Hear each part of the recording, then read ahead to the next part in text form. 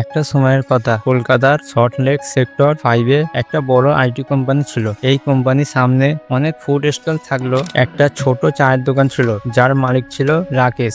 রাকেশের চায় ছিল এমন একটা স্বাদ যা আইটি কোম্পানির ছোট বড় সব কর্মীর মন জয় করে নিয়েছিল। শুরুতে রাকেশ মাত্র 5 টাকায় এক কাপ চা বিক্রি করত।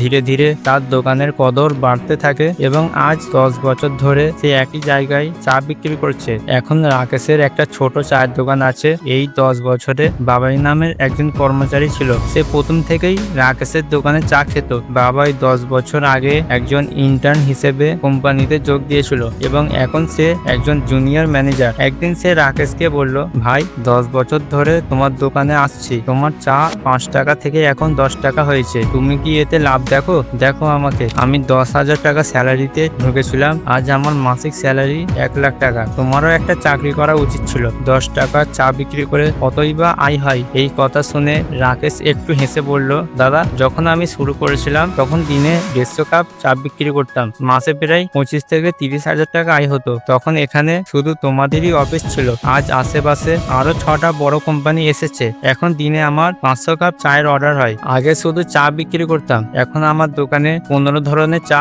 বিস্কুট, স্যান্ডউইচ আর হালকা স্ন্যাক পাওয়া যায়। এতে আমি এখন মাসে 3 লাখ টাকারও বেশি রোজগার করি। সব খরচ বাদ দিয়ে আমার প্রায় 2,50,000 টাকা থেকে যায়। এখন বলো, তোমার অফিসে চাকরি করলে কি এতটা হতো? তুমি 10 বছরে ইন্টার্ন থেকে ম্যানেজার হয়েছো, কিন্তু আজও অন্যের জন্য কাজ করছো। তোমার বস আর তার ছেলেরাই ধনী হবে, কিন্তু আমি আমার নিজের মালিক। আমার ছেলে যখন বড় হবে তাকে শূন্য থেকে শুরু করতে হবে না। আমি ওকে একেবারে তৈরি করা ব্যবসা দিয়ে যাব, যা সে আরো বড় করতে পারবে। আজ আমাদের মেনুতে 15টা আইটেম আছে, ভবিষ্যতে হতে পারে 30টা, তখন ইনকাম 5 থেকে 6 লাখ টাকা হতে পারে। এই কথা শুনে বাবাই একেবারে চমকে যায়। আসলে আমাদের দেশে হোয়াইট কলার চাকরি নিয়ে এক ভুল ধারণা আছে। মানুষ ভাবে শুধু চাকরি করলেই ভবিষ্যৎ সুরক্ষিত, তাই 90% মধ্যবিত্ত চাকরির পেছনে দৌড়াই। আমরা আর আমাদের বাবা মা ভাবি নিজের ব্যবসা মানেই ঝুঁকি। তাই বলি, পড়াশোনা করো, IAS IPS হও। এর ফলে কি হচ্ছে? চাকরির বাজারে হাজার হাজার লোক প্রস্তুত, কাজ আছে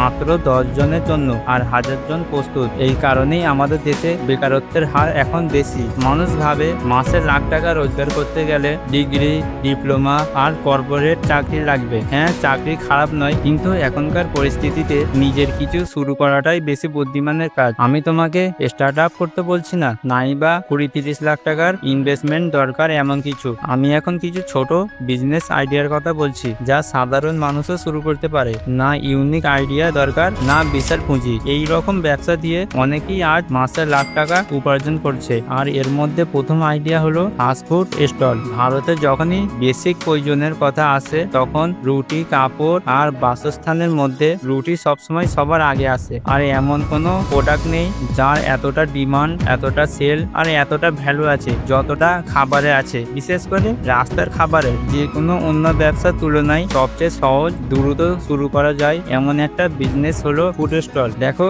ভারত এমন একটা দেশ যেখানে প্রতি 100 কিলোমিটারে ভাষা পাল্টে যায়, পোশাক পাল্টে যায়, আর স্বাদের তো কথাই নেই। আর কলকাতা তো স্বাদের শহর। আজকের দিনে যদি কারো হাতে থাকে ইউনিক একটা রেসিপি আর একটা গল্প, সে একটা ফুটপাতের ছোট স্টল থেকেই লোকাল হিরো হয়ে উঠতে পারে। ধরো, দুপুরে শিয়ালদা স্টেশনের আশেপাশে গেলে সবচেয়ে বড় ভিড় কোথায় দেখবে? ফিশ কাটলেট, মোগলাই পরোটা আর ঘুগনি স্টলে। আর বিকেল হলে তো ফাইনাল ম্যাচ, ফুচকা বনাম চাট। আসলে মজার ব্যাপার হলো, এই শহরে লোকজন ব্র্যান্ডের থেকেও রোড সাইড ফুডকেই বেশি ভরসা করে। যেমন একজন ফুড ব্লগার কথা বলছিলেন এক ফুচকাওয়ালার সঙ্গে। তিনি বলছিলেন দিনে প্রায় 400 থেকে 500 প্লেট বিক্রি হয়, প্রতি প্লেট 30 টাকা ধরে। দিন শেষে মোট বিক্রি দাঁড়ায় 12 থেকে 15,000 টাকা। তার মানে দিনে প্রফিট হয় 3 থেকে 4,000 টাকা। মানে মাসে ইনকাম দাঁড়ায় 90,000 টাকা থেকে 1,20,000 টাকা, যা একটা অ্যাভারেজ সফটওয়্যার ইঞ্জিনিয়ারের স্যালারির চেয়েও বেশি। তাই যদি তোমার কাছে থাকে একটা ইউনিক টেস্ট, তাহলে সবার আগে দেখতে হবে কোথায় ভিড় বেশি হয়। সেই জায়গায় একটা ভালো লোকেশন বেছে নিতে হবে। তারপর তোমাকে একটা মেনু তৈরি করতে হবে, আর সেই মেনুতে একটা ইউনিক ফ্রিজ থাকতে হবে, যেটা কাস্টমারকে তোমার দিকে আকর্ষণ করবে। আর মাত্র 10 থেকে 20,000 টাকা বিনিয়োগ করে একটা ছোট রাস্তার পাশে স্টল দিয়েও তুমি শুরু করতে পারো। Idea number 2, clothing store. যখন বেসিক প্রয়োজনের কথা আসে তখন খাবারের পরেই আসে কাপড়। আর ভারতে যেমন খাবারের বৈচিত্র্য আছে, কাপড়ে তার থেকেও বেশি। এই কারণে বিয়ের সিজনে আর উৎসবের সময় ভারতে কাপড়ের মার্কেট পৌঁছে গেছে প্রায় 8 লাখ কোটি টাকায়, এবং এটা শুধুই রেজিস্টার দোকানদারদের বিক্রির হিসেব। যদি তুমি কলকাতার হাতিবাগান, গড়িয়াহাট, নিউ মার্কেটের মতো লোকাল মার্কেট ধরো, তাহলে এই পরিসংখ্যা আরো অনেক বড় হবে। আসলে রেজিস্টার্ড ব্যবসার বাইরেও স্থানীয় দোকানদারদেরও বিশাল সেল হয়। কিছুদিন আগেই আমার এক বন্ধু তার মা বাবাকে নিয়ে গিয়েছিল গড়িয়াহাট মার্কেট। ওখানে যেমন খাওয়ার দোকান বিখ্যাত, তেমনি শাড়ির দোকানগুলো নিয়মিত গৃহবধূ আর ক্রেতাদের ভিড়ে ঠাসা। সবচেয়ে বেশি বিক্রি হওয়া প্রোডাক্ট তাঁতের শাড়ি আর সিল্ক বেল্ট। আমার বন্ধু যে দোকান থেকে শাড়ি কিনেছিল, দোকানদার জানালো সে গত 25 বছর ধরে একই কোয়ালিটির শাড়ি বিক্রি করছে আর ক্রেতা কমছে না। সে আরো বলল, কলকাতার যে শাড়ি দেশ জুড়ে যায় তার একটা বড় অংশ উঠে যায় এই গড়িয়াহাট মার্কেট থেকেই। সে জানালো কম্পিটিশন আছে ঠিকই, কিন্তু সেলও সেই অনুপাতে ভালো, তাই তারা রিটেল থেকে হোলসেলের দিকে চলে গেছে। একই সিদ্ধান্ত নিয়েছে সুমন লক্ষ্য করলো ফেস্টিভ সিজনে ট্র্যাডিশনাল জামদানি আর সিল্ক শাড়ির ডিমান্ড আকাশ ছোঁয়া। তাই সে ঠিক করলো 700 থেকে 2000 টাকা রেঞ্জে প্রিমিয়াম লুকের শাড়ি বিক্রি করবে। এর জন্য তাকে এমন জায়গায় খুঁজতে হতো যেখান থেকে কম দামে ভালো কোয়ালিটির মাল পাওয়া যায়। সে ঠিক করলো সে মাল আনবে বর্ধমান, শান্তিপুর আর মুর্শিদাবাদ থেকে। সেই উৎসগুলো থেকে সে পাইকারি দামে শাড়ি তুলতে শুরু করলো। তারপর সে কলকাতার বেহালা অঞ্চলে একটা দোকান খোলে। সাথে সাথেই শুরু করে অনলাইন, ইনস্টাগ্রাম ও ফেসবুক মার্কেটিং। কারণ এইসব শাড়ি ফেস্টিভ আর বিয়ের সময় দারুণ বিক্রি হয়। শুধু সস্তা দামে না, সে প্রোডাক্ট প্যাকেজিং, ব্র্যান্ডিং সব দিকেই ফোকাস করে। মাত্র 700 থেকে 2000 টাকা রেঞ্জের মধ্যেই সে নিজের শাড়ির ব্র্যান্ড দাঁড় করিয়ে ফেলে। Small business idea number 3, healthy diet food stall. ভারতে আজকের দিনে হেলদি খাবারের চাহিদা বাড়ছে ঠিকই, কিন্তু বাস্তবে দেখা যাচ্ছে সবচেয়ে বেশি চলছে street food. Veg, non veg, Chinese, Mughlai সবকিছুই রাস্তায় পাওয়া যায়। একটা রিপোর্ট বলছে আমেরিকা আর চাইনার পর সবচেয়ে বেশি জাঙ্ক ফুড খাওয়া হয় ভারতে। 38% মানুষ এখনো তেলের মধ্যে ভাজা রাস্তার খাবারকেই পছন্দ করে। এই অবস্থায় আমি যখন কিছু কাজের জন্য কলকাতায় ঘুরছিলাম, তখন একটা নতুন জিনিস চোখে পড়ে। ইনস্টাগ্রামে যেমন ট্রেন্ড চলছে, সেভাবেই কলকাতার হরিয়াঘাট মোড়ে একটা ছোট স্টল, যেখানে মোমো বা এগরোল নয়, মাত্র 250 টাকাতে মিলছিল হেলদি ব্রেকফাস্ট। তাতে ছিল অ্যাভোকাডো টোস্ট, মিল্ক ফুড, সালাদ, একটা হাই প্রোটিন বারিটো রোল আর হটকর্ন স্যুপ। সবচেয়ে মজার ব্যাপার, কোনো খাবারে এক ফোঁটা তেলও নেই, না আছে কোনো প্রসেস উপাদান। আমি সেটা ট্রাই করেছিলাম সকাল 8:30-এ আর বিকেল 5টা অবধি। একটু খিদে লাগেনি। জিম ফেরা ছেলে মেয়েরা অফিস যাওয়ার আগে সরাসরি ওই স্টল থেকে খাবার নিয়ে যাচ্ছে। এই আইডিয়াটা আমার খুব ভালো লেগেছে। এতে স্বাস্থ্য বজায় থাকে আর স্বাদেরও কোনো কমতি নেই। একইভাবে রাহুল নামের এক 26 বছরের ছেলে এই রকম স্টল চালাচ্ছে। সে নিজেই রান্না শেখে ইউটিউব দেখে। এখন তার মেনুতে আছে oil free green chicken, high fire rice roll আর লো সোডিয়াম স্যুপ। সে বিকেল 5টা থেকে স্টল খোলে আর রাত 10টার মধ্যেই সব শেষ। প্রতিদিন 7 থেকে 8,000 টাকা বিক্রি হয় আর সাপ্তাহিক ছুটিতে তা 10,000 ছাড়িয়ে যায়। একটা ছোট ইনভেস্টমেন্ট দিয়ে রাহুল এখন নিজের ব্র্যান্ড বানানোর দিকে এগোচ্ছে। তোমার কাছেও যদি হেলদি প্লেটের কোনো ইউনিক আইডিয়া থাকে আর তুমি যদি বোরিং না বরং স্বাদযুক্ত খাবার দিতে পারো, তাহলে মানুষ নিজে থেকেই আসবে তোমার কাছে। তুমি কেবল টাকা রোজগার করবে না, একটা স্বাস্থ্যবান সমাজ তৈরির কাজেও যুক্ত থাকবে। শুরু করতে পারো একটা ছোট ঠেলাগাড়ি দিয়ে, কিন্তু যদি তুমি ধারাবাহিক খাও, তাহলে তোমার ব্র্যান্ড একদিন কলকাতার গর্ব হয়ে উঠতে পারে। ভালো খাবার মানে শুধু ভালো স্বাদ নয়, ভালো ফিউচারও।